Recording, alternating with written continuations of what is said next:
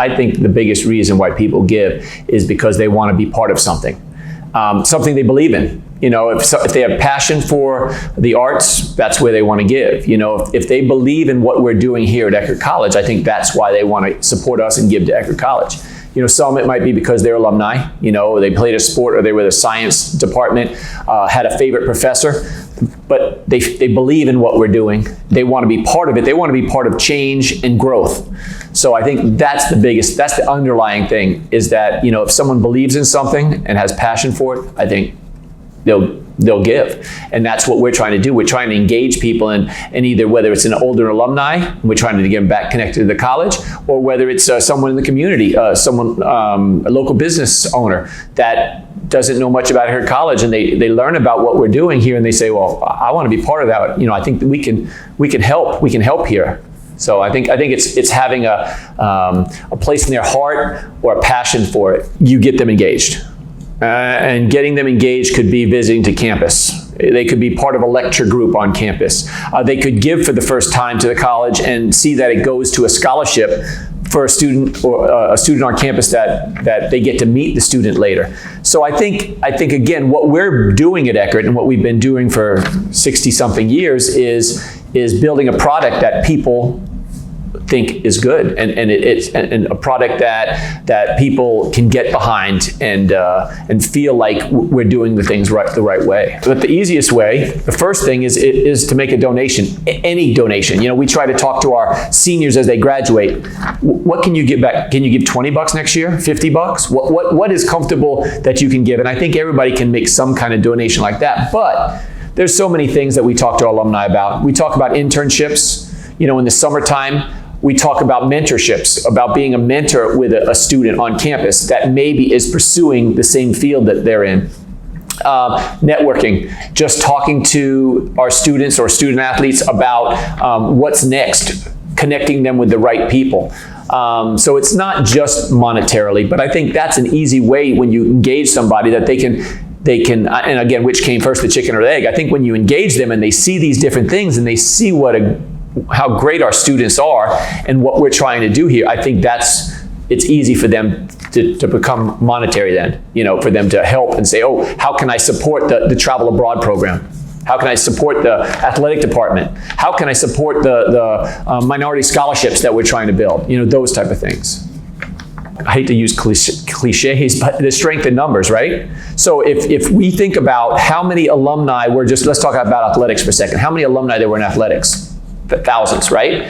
If everyone gave $100, how that would stack up, Then you get people farther along in their careers and they're given $1,000. We're trying to build our Teal and Steel Society right now. We're at 115 Teal and Steel members, and my goal is in the next 3 to 5 years to put that at 250. Well, Teal and Steel is $1,000 and up. So if we get 250 people given $1,000 and up, that's what we're trying to raise to help with our operations and stuff right now. Well, then you have others that are doing endowed scholarships and different things. So every little bit helps, and also that first step of giving and seeing where it goes and being able to follow it gets people excited. And then that $100, 3 years becomes $500, or $1,000. So I think every little bit helps. You talk about, we talk about in the sports, everybody's got to do their part, every little piece. You throw all those cliches in, but basically, it's true. We talk about participation. If I can go out in the community and say, our whole staff is participating. We have 100% participation from athletic department staff trying to support our department.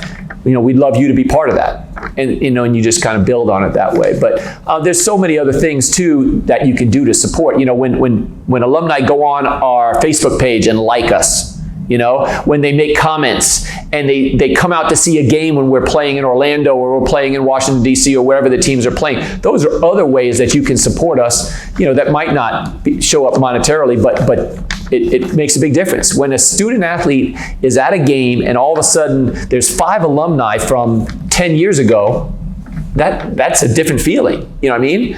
And I think when they follow, all of our student athletes are on social media, so when they see the likes and the people following on that makes you feel good. That lifts you up. And I think it's kind of a snowball effect. And then other people out in the community are seeing this social media stuff, and it just continues.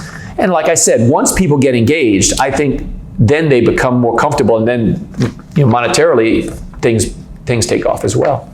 I mean, when you talk about the people on our campus, we're given in a lot of ways. I've worked here 38 years, and I feel like I'm making a difference, and I want to continue to make a difference. And I'm not talking about what I'm giving back out of my paycheck. I'm talking about in general, just being supportive of our students. We're talking about student athletes here, but of all the students, being there for them, helping them connect with networking opportunities, helping them connect with mentors, being a mentor for them. So there's all those ways we can give. And then, like I said earlier, is if we can say, hey, 98% of our campus is giving back to the capital campaign.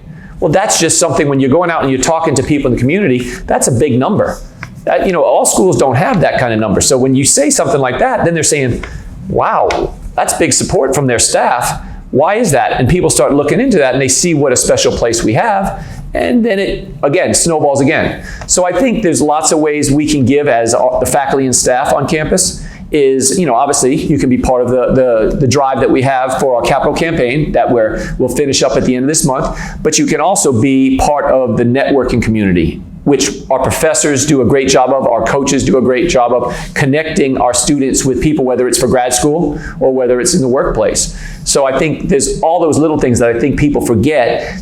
And something we're trying to do better in athletics is we're trying to bring the professors in and the staff in to games and contests and kind of tie us together with them, because that serves twofold.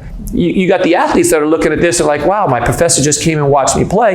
But then on the flip side, now the student athletes are in the classes, and there's more of a connection between the two. So it's been building. It's slow, but it's building in the right direction. And I think the XPs this year was a great example. I mean, I think we had 30 professors here representing our senior students. It was the student athlete's favorite professor who was here and giving them a graduation stole, and it was really good. I think that's a step in the right direction. Well, I think you have a lot of our student athletes and students in general that do projects in the St. Pete community regularly. I think what they do on our campuses, whether it's working for ECOS, whether it's being a student athlete, whether it's being on one of the different committees that we have going around, I think those are all ways that students can give back while they're here. Financially, they got their hands full doing their schoolwork or doing their athletics, but then if the experience they have, the connection they have with their professors, the connection they have with their coaches and the staff, I think that is what we're looking for, because now they have that good experience. And not everybody doesn't have a great experience. We're all sitting here still because we had good experiences, but not everybody does, but the majority do. And those, as they graduate, getting them involved, having them engaged in this process while they're students, and then getting them involved early after graduation, I think that's where everything builds. If you have a good experience at your college or university, you want to see them grow with everybody else. And you want to, we have bragging rights. We want to see our teams excel. We want another baseball championship, a basketball championship,